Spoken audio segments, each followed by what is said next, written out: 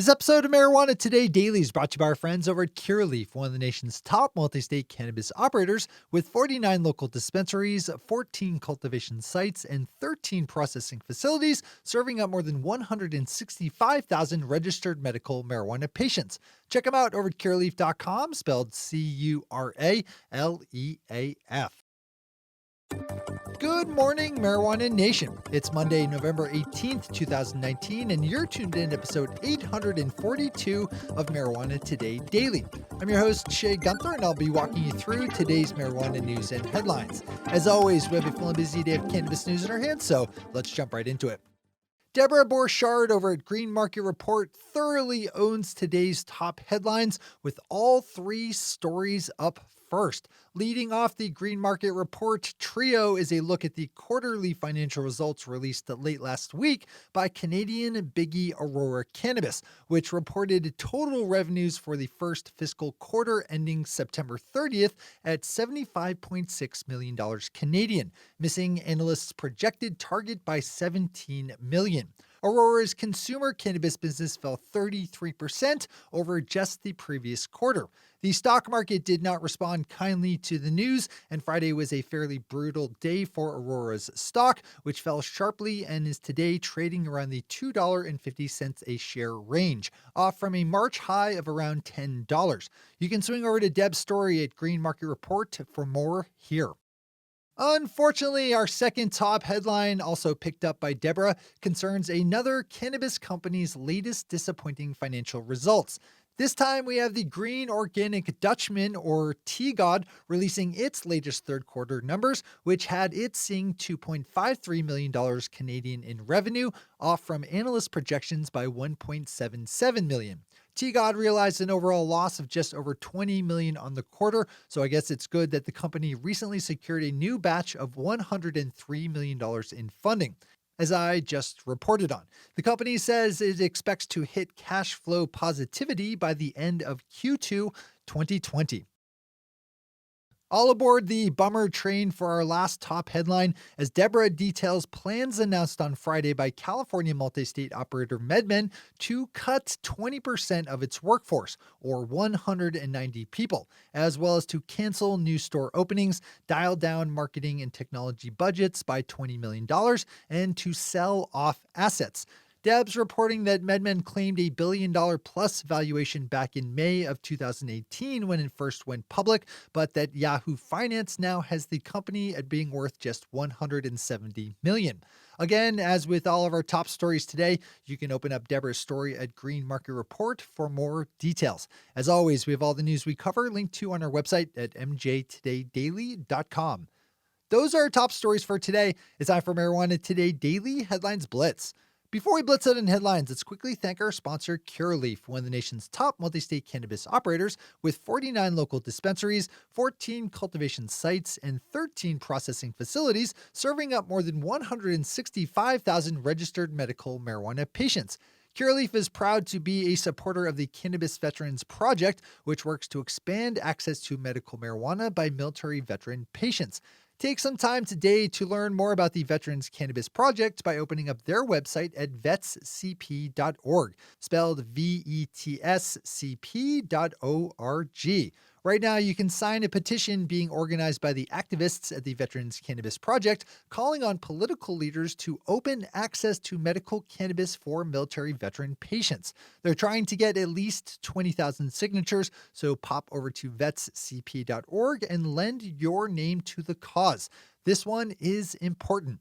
Everyone should have access to medical marijuana, but especially those who have served in our nation's military. One more time, you can learn more and sign the petition at vetscp.org. Big thanks to everyone at Curaleaf for supporting this vital cause and for helping us make today's news happen. All right, time for the Blitz. Mr. Tom Angel, writing over at Forbes today, has the first of his two stories in the headlines, picking up via two of his sources on a yet-to-be-announced planned vote in Congress this week by the House Judiciary Committee to deschedule marijuana, removing it from a list of federally controlled substances where it currently sits in the most restricted category of Schedule 1. That's making things complicated at the federal and state legislative levels as lawmakers have worked to suss out how now legal industrial hemp can be grown and processed. Plus, the growing ranks of states where it's legal to own, grow, sell, and use medical and adult use marijuana have added to the overall complexity of the situation. Swing over to Tom's original reporting on this one for the full read. We hop back up to Canada for this next one with licensed marijuana producer Hexo Corp announcing on Friday that it had discovered this summer that a small amount of marijuana had been grown in a part of a facility owned by New Strike Brands, which it had recently acquired.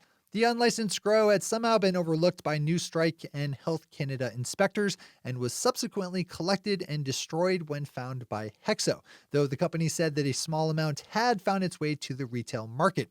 Hexo officials notified Health Canada immediately upon making the discovery in July and said they came public last week about it to stave off rumors.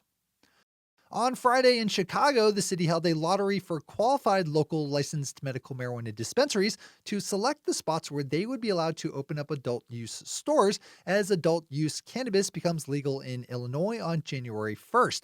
Cresco Labs came up the winner of the day, selecting first a location in the Central Business District. Chicago's plans for rolling out adult use will allow 7 dispensaries to open up in 7 distinct cannabis districts for an initial total of 49, which will then double up in May.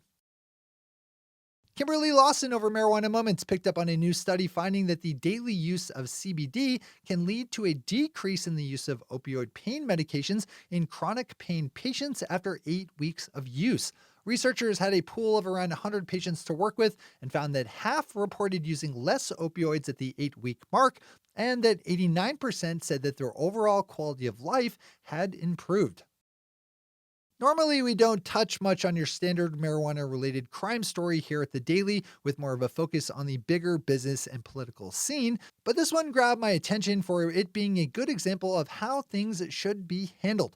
A man was recently detained by police in Dearborn, Michigan, after he allegedly smoked a joint on an Amtrak train.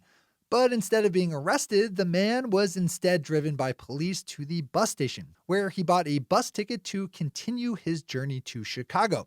Of course, people should not be smoking pot on trains, but if they do and they're caught, they also shouldn't be thrown in jail. Just give them a good stern talking to, maybe a ticket, and then let them loose. The Nevada Independent has a good story looking at how things have gone in that state for licensed attorneys involved in the legal marijuana industry. 2 years or so after the Nevada Bar Association warned of possible sanctions for cannabis lawyers. The Bar Association has not only failed to punish any lawyers active in legal cannabis, but has now formed a new cannabis section, which held its first public meeting last week. Our final headline of the day is a Tom Angel story with former Vice President and out-of-touch misogynist dinosaur Joe Biden saying that he was not supportive of legal marijuana because he's afraid it could be a gateway drug. Seriously. Add this to the long list of why Joe Biden is a terrible presidential candidate. Tom's story has more on this, as well as a video showing Biden's remarks. Those are the headlines and news for the day. I'll be back with you again tomorrow morning with another information-packed episode of Marijuana Today Daily. But in the meantime, if you have any stories to share or feedback to give, zip us an email to headlines@mjtodaydaily.com. And while you're clicking around the interwebs, swing over to our website at mjtodaydaily.com to find links to all the news we cover. Thanks to our sponsor, Curaleaf, and to all of our awesome patron listeners for the support that makes our show possible. To join the illustrious ranks of the patron listeners yourself, swing over to our website at mjtodaydaily.com and click on that big blue button at the top of the page that says Become a Patron. I'm your host, Jay Gunther. Thanks for tuning in and starting your day with marijuana today.